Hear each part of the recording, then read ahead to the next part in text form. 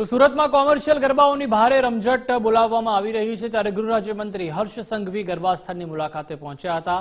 સુરતના અઠવા લાઇન્સ ખાતે tennis sports ક્લબની તેઓએ મુલાકાત લીધી હતી। ટેનિસ સ્પોર્ટ્સ ક્લબમાં ગૃહ રાજ્યમંત્રીએ માત્ર એટલું કહ્યું અને અમારા સુરત શહેરના પોલીસ કમિશનર શ્રી એમ કહ્યું કે સાહેબ આપણી ગુજરાત પોલીસ રાત્રે ઊંઘશે નહીં પરંતુ એને ગમે ત્યાંથી પકડીને લાવશે અને જીવનમાં ક્યારેય કોઈ દીકરી પર આંખ ઊંચી નહીં કરી શકે એ પ્રકારની પરિસ્થિતિ ઊભી થઈ છે એવો અમે તમને એમ કે પોલીસ તરીકે વાદો આપીએ। તમે કલ્પના કરો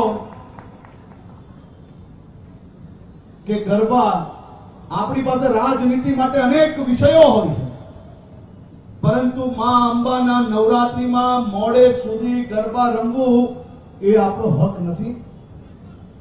મને સંભળાતું નથી ભાઈ।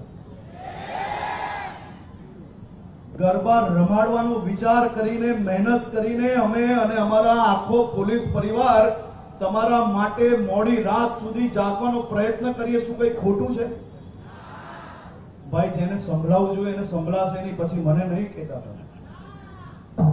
આ મોડે સુધી પોલીસ પરિવાર તમારા સૌ માટે જે મહેનત કરે છે શું એ ખોટું છે?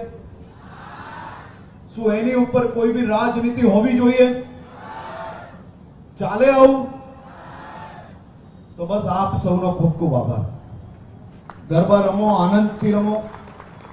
મારી સૌ બહેનોને, દીકરીઓને અને સૌ ભાઈઓને વિનંતી છે, નવરાત્રી આપણી આસ્થાનું કેન્દ્ર છે।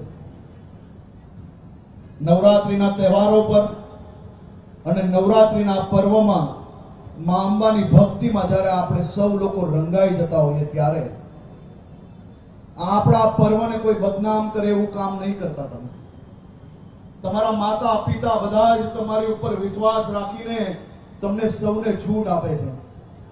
આ મા અંબે અને પોતાના ઘરમાં બેસેલી માની ચિંતા કરીને કોઈ બી ખોટું કામ કરતા એકવાર એના માટે જરૂરથી વિચારજો એવી હું આપ સૌને બે હાથ જોડીને વિનંતી કરું છું। આપ સૌ લોકોનો ફરી એકવાર ખૂબ ખૂબ આભાર। આપણે સૌ લોકો એક જ જોડે બે હાથ ઊંચા, બધાના બે હાથ ઊંચા, બધાના।